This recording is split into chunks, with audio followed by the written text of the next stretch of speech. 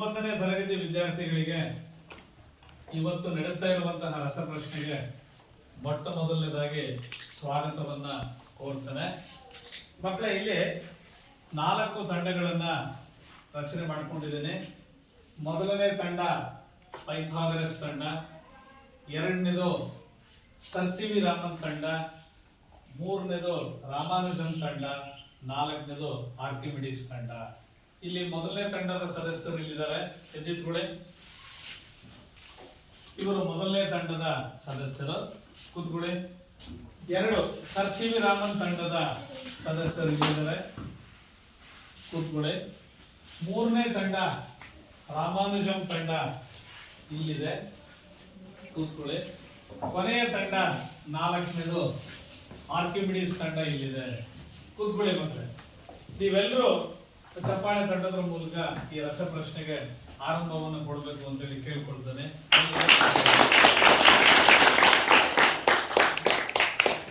ಈಗ ಮೊದಲ ಅಧ್ಯಾಯ ಸಂಖ್ಯಾ ಪದ್ಧತಿ ಅಂತ ಇದೆಯಲ್ಲ, ಅದರ ಮೇಲೆ 4 ಸುತ್ತುಗಳನ್ನ ರಸಪ್ರಶ್ನೆಯಲ್ಲಿ 4 ತಂಡಗಳನ್ನ ಇಲ್ಲಿ ಇವತ್ತು ನಾವು ಸೇರ್ಕೊಂಡಿದ್ದೇವೆ. ಈಗ ರಸಪ್ರಶ್ನೆಯನ್ನು ಆರಂಭ ಮಾಡ್ತಾನೆ. ಮೊದಲನೇ ಪ್ರಶ್ನೆ ಮೊದಲ ತಂಡಕ್ಕೆ. ಪ್ರಶ್ನೆ ಹೀಗಿದೆ: ಎಣಿಕೆಯ ಸಂಖ್ಯೆಗಳನ್ನ ಏನೆಂದು ಕರೆಯುವರು? ಜೋರಾಗಿಳಪ್ಪ. ವೆರಿ ಗುಡ್, ಸರಿಯಾದ ಉತ್ತರ, ಚಪ್ಪಾಳೆ.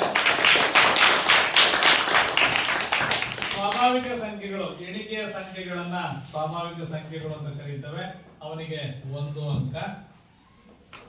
ಅದರ ಸಂಕೇತವನ್ನು ಏನಾದ್ರು ಹೇಳ್ತೀನಪ್ಪ? N. Very good, natural number ಅಂತೀವಿ. ಮೊದಲನೇ ಅಕ್ಷರ ಎನ್ ಇರೋದ್ರಿಂದ ಎನ್ ಸರಿಯಾದ ಉತ್ತರ. ಕೂತ್ಕೋ. ಈಗ ಎರಡನೇ ಪ್ರಶ್ನೆ ನಮ್ಮ ಎರಡನೇ ತಂಡಕ್ಕೆ: 0ಯನ್ನ ಒಳಗೊಂಡ ಸ್ವಾಭಾವಿಕ ಸಂಖ್ಯೆಗಳಿಗೆ ಏನೆಂದು ಕರೆಯುವರು?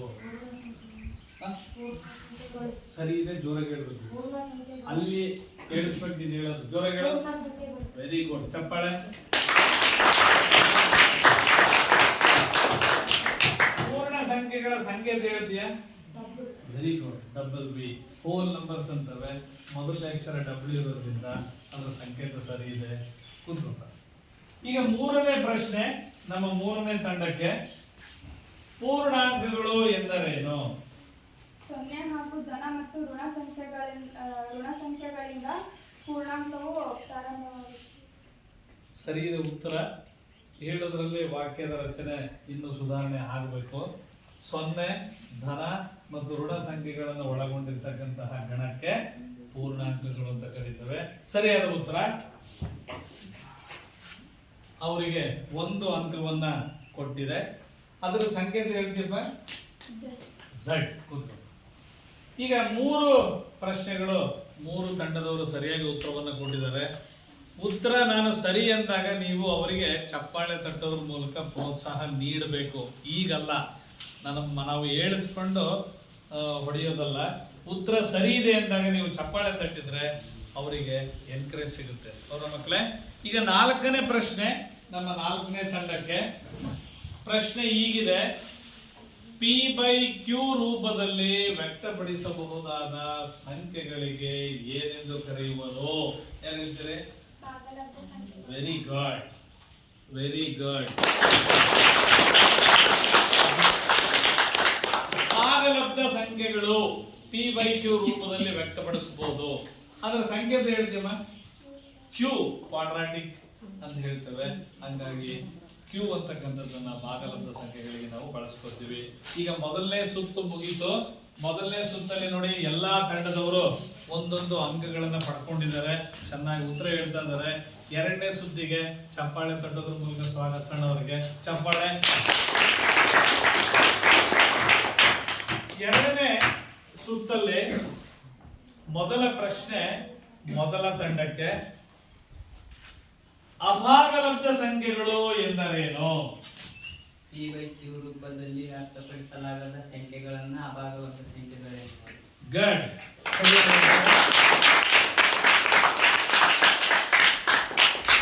ನೋಡಿ, P/Q ರೂಪದಲ್ಲಿ ವ್ಯಕ್ತಪಡಿಸಲಿಕ್ಕೆ ಆಗದೇ ಇದ್ರೆ ಅಂತಹ ಸಂಖ್ಯೆಗಳನ್ನ ಅಭಾಗಲಬ್ಧ ಸಂಖ್ಯೆಗಳು ಅಂತ ಕರೀತೇವೆ. ಅದ್ರ ಸಂಖ್ಯೆ ಹೇಳ್ತೀವಪ್ಪ ಕ್ಯೂ ಡ್ಯಾಶ್. ಕ್ಯೂ ನ ಮೇಲೆ ಒಂದು ಗೆರೆಯನ್ನು ಹಾಕಿದ್ರೆ ಅದನ್ನು ನಾವು ಕ್ಯೂ ಡ್ಯಾಶ್ ಅಂತ ಹೇಳ್ತೀವಿ. ಕೂತ್ಕೊಳ್ಳಿ, ಸರಿಯಾದ ಉತ್ತರ. ಈಗ ಮುಂದಿನ ಪ್ರಶ್ನೆ ಎರಡನೇ ತಂಡಕ್ಕೆ, ಭಾಗಲಬ್ಧ ಮತ್ತು ಅಭಾಗಲಬ್ಧ ಸಂಖ್ಯೆಗಳನ್ನ ಒಟ್ಟಾಗಿ ಏನೆಂದು ಕರೆಯುವರು? ವಾಸ್ತವ ಸಂಖ್ಯೆಗಳು. ವಾಸ್ತವ ಸಂಖ್ಯೆಗಳು. Very good. ವಾಸ್ತವ ಸಂಖ್ಯೆಗಳ ಸಂಖ್ಯೆ ಅಂತ ಹೇಳ್ತೀರಪ್ಪ ನೋಡೋಣ. Very good. R real numbers ಅಂತವೆ. ಆರ್ ಮೊದಲ ಅಕ್ಷರ ಆಗಿರೋದ್ರಿಂದ ಆರ್ ಅನ್ನು ನಾವು ಸಂಕೇತವನ್ನಾಗಿ ಬಳಸ್ತೇವೆ. ಚೆನ್ನಾಗಿ ಉತ್ತರವನ್ನು ಕೊಡ್ತಾ ಇದ್ದೀರಿ.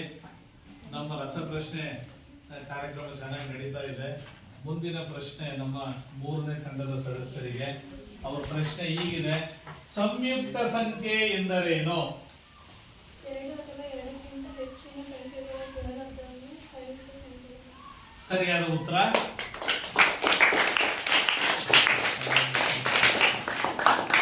ಎರಡು ಅಥವಾ ಎರಡಕ್ಕಿಂತ ಹೆಚ್ಚು ಸಂಖ್ಯೆಗಳನ್ನ, ಆ ಗುಣಲಬ್ಧಗಳನ್ನ ನಾವು ಸಂಯುಕ್ತ ಸಂಖ್ಯೆಗಳು ಅಂತೇಳಿ ಕರೀತೇವೆ. ಉದಾಹರಣೆ ಹೇಳ್ತೀವಿ ಅದಕ್ಕೆ.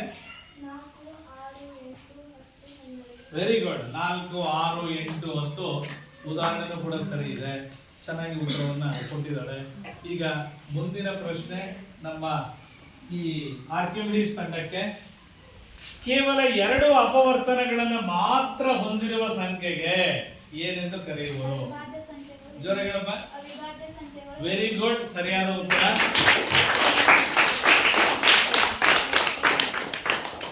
ನೋಡಿ, 2 ಅಪವರ್ತನಗಳನ್ನ ಮಾತ್ರ ಹೊಂದಿರುತ್ತೆ ಆ ಸಂಖ್ಯೆ ಮತ್ತು 1. ಆ 2ರಿಂದ ಮಾತ್ರ ಹೊಂದಿದ್ರೆ ಅದನ್ನ ಅವಿಭಾಜ್ಯ ಸಂಖ್ಯೆಗಳು. ಉದಾಹರಣೆ ಹೇಳ್ತೀರಪ್ಪ. 2, 3, 5, 7. Very good. 2, 3, 5, 7 ಆ ಉದಾಹರಣೆಗಳು ಅದಕ್ಕೆ ಸರಿ ಇದೆ. ಈಗ ನೋಡಿ, 2 ಸುತ್ತು ಪ್ರಶ್ನೆಗಳು ಮುಗೀತು. ಇಲ್ಲಿ ತನಕ ಎಲ್ಲಾ ತಂಡಗಳು ಸಮನಾದಂತಹ ಅಂಕಗಳನ್ನೇ ಪಡ್ಕೊಂಡಿದ್ದಾರೆ. ಈಗ ನಾನು 3ನೇ ಸುತ್ತಿಗೆ ಹೋಗ್ತಾ ಇದ್ದೀನಿ. 3ನೇ ಸುತ್ತು ಮೊದಲನೇ ತಂಡಕ್ಕೆ ಕೇಳ್ತಾ ಇದ್ದೀನಿ. 1 ಮತ್ತು 10ರವರೆಗಿನ ಅವಿಭಾಜ್ಯ ಸಂಖ್ಯೆಗಳು ಯಾವ ಬರ್ತಾವಪ್ಪ? 3, 5, 7. ಬರೀತೀಯ ಬೋರ್ಡ್ ಮೇಲೆ. ಬಾ ಬರೀ ನೋಡೋಣ. ಈಗ ಈ ವಿದ್ಯಾರ್ಥಿ 1 ಮತ್ತು 10ರ ಒಳಗೆ ಬರ್ತಕ್ಕಂಥ ಅವಿಭಾಜ್ಯ ಸಂಖ್ಯೆಗಳನ್ನು ಬರೀತಾನೆ. 2, 3, 5, 7. Very good. ಸರಿಯಾದ ಉತ್ತರ. ಇವನಿಗೆ 1 ಅಂಕ. ಹಾಗೇನೆ ಮುಂದಿನ ಪ್ರಶ್ನೆ ಈ ತಂಡಕ್ಕೆ. 10 ಮತ್ತು 20ರ ನಡುವಿನ ಸಂಯುಕ್ತ ಸಂಖ್ಯೆಗಳು. 10, 12, 14, 16, 18, 20. ಬೋರ್ಡ್ ಮೇಲೆ ಬರೀತೀಯಪ್ಪ. ಬಾ ನೋಡೋಣ. ನೋಡಿ, ಸಂಯುಕ್ತ ಸಂಖ್ಯೆಗಳು ಕರೆಕ್ಟ್ ಆಗಿ ಹೇಳಿದ್ದಾರೆ. 10, 12, 14, 16, 18, 20 ಅಂತೇಳಿ ದೊಡ್ಡದಾಗಿ ಬರೀಬೇಕು. ಸ್ವಲ್ಪ ಕಾಣಿಸ್ಬೇಕು ಎಲ್ಲರಿಗೂ. ನೋಡಿ, ಇವೆಷ್ಟು ದೊಡ್ಡದಾಗಿ ಬರೆದಿದ್ದಾರೆ ಚೆನ್ನಾಗಿ. 10 ಸಂಯುಕ್ತ ಸಂಖ್ಯೆಗಳಿಗೆ ನಿಮಗೆ ಡೆಫಿನೇಷನ್ ಹೇಳಿದೆ. 2 ಅಥವಾ 2ಕ್ಕಿಂತ ಹೆಚ್ಚು ಬಾರಿ ಅದು ಭಾಗ ಆಯ್ತು ಅಂತ ಹೇಳಿದ್ರೆ ಅವು ಸಂಯುಕ್ತ ಸಂಖ್ಯೆಗಳು ಅಂತ ಕರೀತವೆ. ಅದಕ್ಕೆ ಉದಾಹರಣೆಯನ್ನ ಇಲ್ಲಿ ಬರೆದಿದ್ದಾರೆ. 10 ಮತ್ತು 20ರ ನಡುವೆ ಅಂತ ಕೇಳಿದ್ದೀನಿ. 10, 12, 14, 16, 18, 20 ಸರಿಯಾದ ಉತ್ತರ ಆಗಿದೆ. ಈಗ ಒಂದು ಅಂಕವನ್ನು ಕೊಡೋಣ. ಮುಂದಿನ ಪ್ರಶ್ನೆ 3ನೇ ತಂಡಕ್ಕೆ. ಮಾಸಾಹ ಎಂದರೇನು? ದತ್ತ ಸಂಖ್ಯೆಗಳಲ್ಲಿನ ಅತ್ಯಂತ ಕಡಿಮೆ ಗಾತ್ರವನ್ನು ಅವಿಭಾಜ್ಯ ಅಪವರ್ತನಗಳ ಗುಣಲಬ್ಧಕ್ಕೆ ಮಾಸಾಹ ಎನ್ನುವರು. ಸರಿಯಾದ ಉತ್ತರ. ನೋಡಿ, ದತ್ತ ಸಂಖ್ಯೆಗಳಲ್ಲಿನ ಕಡಿಮೆ ಘಾತವನ್ನ ಅವಿಭಾಜ್ಯ ಅಪವರ್ತನಗಳಾಗಿ ಏನ್ ಬರೀತೇವಲ್ಲ ಅದನ್ನ ನಾವೇನಂತ ಕರೀತೇವೆ? ಮಾಸಾಹ. ಈ ತಂಡದ ಸದಸ್ಯೆ ಸಮಯೋಚಿತವಾಗಿರ್ತಕ್ಕಂಥ ಉತ್ತರವನ್ನು ಕೊಟ್ಟಿದ್ದಾರೆ. ಅವರಿಗೆ ಚಪ್ಪಾಳೆ ನೀಡೋದ್ರ ಮೂಲಕ. ಇನ್ನ ಈ ತಂಡಕ್ಕೆ ಒಂದು ಪ್ರಶ್ನೆ. ಅದು ಕಪ್ಪು ಹಲಗೆ ಮೇಲೆ ಮಾಡಿಬಿಟ್ಟು ಉತ್ತರವನ್ನು ಹೇಳುವಂತಹ ಅವಕಾಶ ಅವರಿಗೆ ಸಿಕ್ಕಿದೆ. ಈ ಪ್ರಶ್ನೆ ಹೇಗಿದೆ ಅಂತಂದ್ರೆ, 12 ಮತ್ತು 20ರ ಮಾಸಾಹ ಕೇಳಿದ್ದೀನಿ. ನೀವು ಇಲ್ಲಾದ್ರೂ ಬರೀಬಹುದು ಅಥವಾ ಅಲ್ಲಾದ್ರೂ ಲೆಕ್ಕ ಮಾಡಿ ಹೇಳ್ಬೋದು. ನನ್ನ ಪ್ರಶ್ನೆ 12 ಮತ್ತು 20ರ ಮಾಸಾಹ ಎಷ್ಟು? ಈ ಪ್ರಶ್ನೆ ಇವ್ರಿಗೆ ಮಾಡ್ತೀವ. ಉತ್ತರ ಹೇಳ್ತೀವಪ್ಪ. ಎಷ್ಟು ಬಂತು ಉತ್ತರ? 4. ನೋಡಿ ಅವ್ರು ಈಗಾಗಲೇ 12 ಮತ್ತು 20ರ ಅಪವರ್ತನಗಳನ್ನು ಬರೆದ್ಬಿಟ್ಟು ಮಾಸಾಹ ಎಷ್ಟು ಅಂತ ಹೇಳಿದ್ದಾರೆ. ಉತ್ತರ 4 ಸರಿ ಇದೆ. ಅವರಿಗೆ ಚಪ್ಪಾಳೆ ತಟ್ಟೋದ್ರ ಮೂಲಕ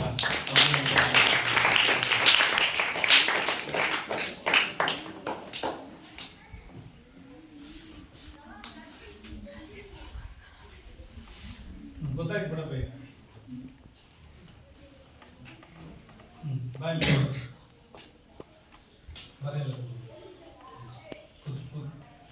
ಇಲ್ಲಿ ನೋಡಿ, ಇಲ್ಲಿ ಇಲ್ಲೂ 2 ಇದೆ ಹೌದಾ? ಇಲ್ಲೂ 2 ಇದೆ. ಅವನ್ನ ನಾವು ಗುಣಲಬ್ಧವಾಗಿ ಬರ್ಕೊಂಡ್ರೆ 2 ಇಂಟು 2 ಇಂಟು 3 2 ಇಂಟು 2 ಇಂಟು 5. ಇದರಲ್ಲಿ ಕಾಮನ್ ಆಗಿರ್ತಕ್ಕಂಥದ್ದು ಯಾವುದು? 2 ಇದೆ. ಆ 2 ಮತ್ತು 2ಅನ್ನ ನಾವು ಗುಣಿಸಿದ್ರೆ ನಮಗೆ ಮಾಸಾಹ ಎಷ್ಟು ಬರುತ್ತೆ? 4 ಬರುತ್ತೆ. ಅಪವರ್ತನಗಳಾಗಿ ಬರೆಯೋದನ್ನ ಕಲಿತ್ರೆ ನಿಮ್ಗೆ ಉತ್ತರ ಸುಲಭವಾಗಿ ಸಿಗ್ತದೆ. ಈಗ ನೋಡಿ, ಎಲ್ಲಾ ತಂಡದವರು 3 ಸುತ್ತನ್ನು ಮುಗಿಸಿ ಸಮವಾಗಿರ್ತಕ್ಕಂಥ ಅಂಕಗಳನ್ನೇ ಪಡ್ಕೊಂಡಿದ್ದೀವಿ. ಈಗ ಅಂತಿಮ ಸುತ್ತು, ಕೊನೆಯ ಸುತ್ತು. ಅದರಲ್ಲಿ ಮೊದಲನೇ ತಂಡ ಪೈಥಾಗರಸ್ ತಂಡಕ್ಕೆ ಮೊದಲನೇ ಪ್ರಶ್ನೆ. ನೋಡಿ, ಇಲ್ಲಿ ಅಂಕ ಪಟ್ಟಿನ ನೋಡ್ತಾ ಇದ್ದೀರಿ ನೀವು. ಎಲ್ಲರೂ ಕೂಡ ಸಮನಾಗಿರ್ತಕ್ಕಂಥ ಅಂಕಗಳನ್ನೇ ಪಡ್ಕೊಂಡಿದ್ದಾರೆ. ಚೆನ್ನಾಗಿ ಕಲಿಸಿದ್ದಾರೆ, ಚೆನ್ನಾಗಿ ಉತ್ತರ ಕೊಡ್ತಾ ಇದ್ದಾರೆ. ಅವರೆಲ್ಲರಿಗೂ ಮತ್ತೊಮ್ಮೆ ಚಪ್ಪಾಳೆ.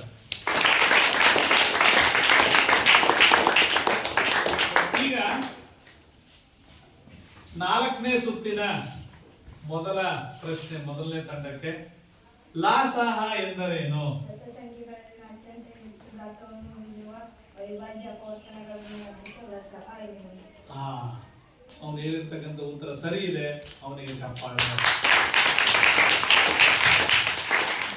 ನೋಡಿ, ಹೆಚ್ಚು ಗಾತ್ರವನ್ನು ಹೊಂದಿರತಕ್ಕಂತಹ ಅವಿಭಾಜ್ಯ ಅಪವರ್ತನಕ್ಕೆ ನಾವು ಲಾಸಾಹ ಅಂತ ಕರೀತೇವೆ. ಅದು ಸರಿಯಾಗಿದೆ. ಮುಂದಿನ ಪ್ರಶ್ನೆ ನಮ್ಮ 2ನೇ ತಂಡಕ್ಕೆ. ಇಲ್ಲಿ 6 ಮತ್ತು 20ರ ಲಾಸಾಹ ಕೇಳಿದ್ದೀನಿ. ತಂಡದ ಸದಸ್ಯರು ಅಲ್ಲೇ ಕುತ್ಕೊಂಡು ಮಾಡಬಹುದು ಅಥವಾ ಇಲ್ಲಿ ಬೋರ್ಡ್ ಮೇಲೆ ಬಂದಾದ್ರೂ ಮಾಡ್ತೀನಿ ಸರ್ ಅಂತಂದ್ರೆ ಅದಕ್ಕೆ ಅವಕಾಶ ಇದೆ. 6 ಮತ್ತೆ 20, 6 ಮತ್ತೆ 20 ಮಾಡ್ತೀರಾ? ಬೇಡ ಸರಿ, ಬೇಗ 6ರ ಅಪವರ್ತನಗಳು ಮತ್ತು 20ರ ಅಪವರ್ತನ ಬೇಗ ಅಲ್ಲೇ ಮಾಡಿಡ್ರಿ. 6ರ ಅಪವರ್ತನಗಳು ಮತ್ತು 20ರ ಅಪವರ್ತನಗಳು. ನಿಮಗೆ ಸಮಯ ಆಯ್ತು ಅಂದ್ರೆ ಮುಂದಿನ ತಂಡಕ್ಕೆ ಹೋಗುತ್ತೆ.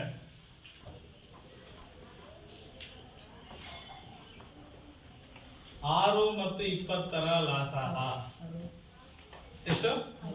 60 ಸರಿಯಾದ ಉತ್ತರ. ಚಪ್ಪಾಳೆ.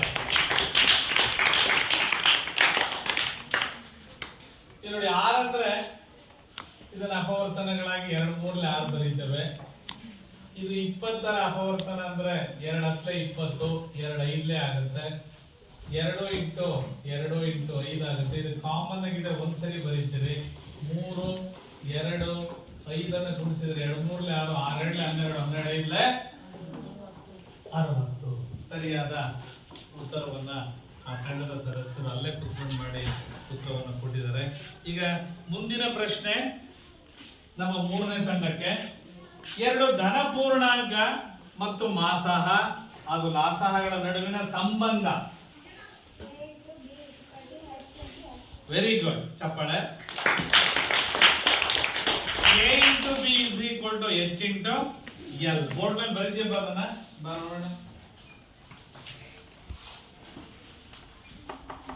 A into B is equal to H into L ಅಂತ ಹೇಳಿದ್ದಾರೆ. ಬರೆಯುತ್ತಾ ಪೆನ್ನ ಬರೀತಾ ಇಲ್ಲ. H into L. ನೋಡಿ, ಇಲ್ಲಿ A ಇದೆ, ಇಲ್ಲಿ B ಇದೆ, ಇಲ್ಲಿ H into L ಇದೆ. A ಮತ್ತು B ಅಂತಂದ್ರೆ ಆ 2 ಪೂರ್ಣಾಂಕಗಳನ್ನು ಏನ್ ತೆಗೆದುಕೊಂಡಿರ್ತೀವಲ್ಲ ಅದು. ಎಚ್ ಅಂದ್ರೆ ಏನಿಲ್ಲಿ ಮಾಸಹ, ವೆರಿ ಗುಡ್. ಎಲ್ ಅಂದ್ರೆ ಲಾಸಹ, ವೆರಿ ಗುಡ್. ಅವರು ಸರಿಯಾದ ಉತ್ತರವನ್ನು ಕೊಟ್ಟು ಒಂದು ಅಂಕವನ್ನು ಪಡ್ಕೊಂಡಿದ್ದಾರೆ. ಈಗ ಕೊನೆಯ ಪ್ರಶ್ನೆ ನಮ್ಮ 4ನೇ ತಂಡಕ್ಕೆ. 9 ಮತ್ತು 12ರ ಮಾಸಹ, 9, 12ರ ಮಾಸಹ 3 ಆದರೆ ಲಾಸಹ ಎಷ್ಟು? ಎಷ್ಟು ಬರುತ್ತಪ್ಪ? ವೆರಿ ಗುಡ್, ಸರಿಯಾದ ಉತ್ತರ, ಸರಿಯಾದ ಉತ್ತರ.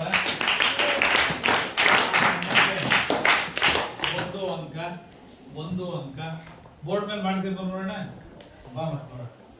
ಅಲ್ಲಿ ನೋಡಿ, ಆ ಸೂತ್ರವನ್ನ ಹಾಕೊಂಡು ಲೆಕ್ಕ ಬಿಡಿಸ್ಬೇಕು. ಅಲ್ಲಿ ಆ ವಿದ್ಯಾರ್ಥಿನಿ ಮಾಡಿದಾಳೆ ನೋಡಿ. ಬೋರ್ಡ್ ಮೇಲೂ ಕೂಡ ಮಾಡುವಂತಂದ್ರೆ ಅವಳು ಮಾಡ್ಲಿಕ್ಕೆ ರೆಡಿ ಇದ್ದಾಳೆ. A into B is equal to H into L. H into L 9 into 12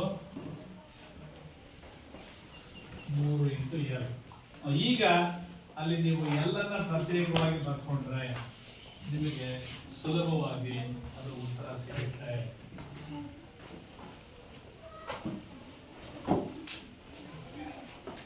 very good. ಇಲ್ಲಿ ನೋಡಿ ಮಕ್ಕಳೇ, ಇವತ್ತಿನ ಸಂಖ್ಯಾ ಪದ್ಧತಿಯ ಮೇಲೆ ನಾವು ಏನು ರಸಪ್ರಶ್ನೆಯನ್ನ ಮಾಡಿದ್ವಿ, 4 ತಂಡದವರು ತುಂಬಾ ಚೆನ್ನಾಗಿ ಉತ್ತರಗಳನ್ನು ಕೊಟ್ಟರು. ಬೋರ್ಡ್ ಮೇಲೆ ಲೆಕ್ಕಗಳನ್ನು ಮಾಡಿದ್ರು ನೋಡಿ. ಎಲ್ಲಾ ಸಂಖ್ಯಾ ವಿಧಗಳನ್ನ, ಅದರ ಡೆಫಿನೇಷನ್ ಅನ್ನ, ಉದಾಹರಣೆಯನ್ನ, ಸಂಕೇತವನ್ನ ನೀವೆಲ್ಲ ಚೆನ್ನಾಗಿ ಅರ್ಥೈಸ್ಕೊಂಡಿದ್ದೀರಿ. ಈ ದಿನ ರಸಪ್ರಶ್ನೆ ತುಂಬಾ ಯಶಸ್ವಿಯಾಗಿದೆ. 4 ತಂಡದ ಸದಸ್ಯರಿಗೆ ನಿಮಗೂ ಕೂಡ ನಾನು ಅಭಿನಂದನೆಗಳನ್ನು ಸಲ್ಲಿಸಿ ಈ ರಸಪ್ರಶ್ನೆಯನ್ನ ಮುಗಿಸ್ತೇನೆ.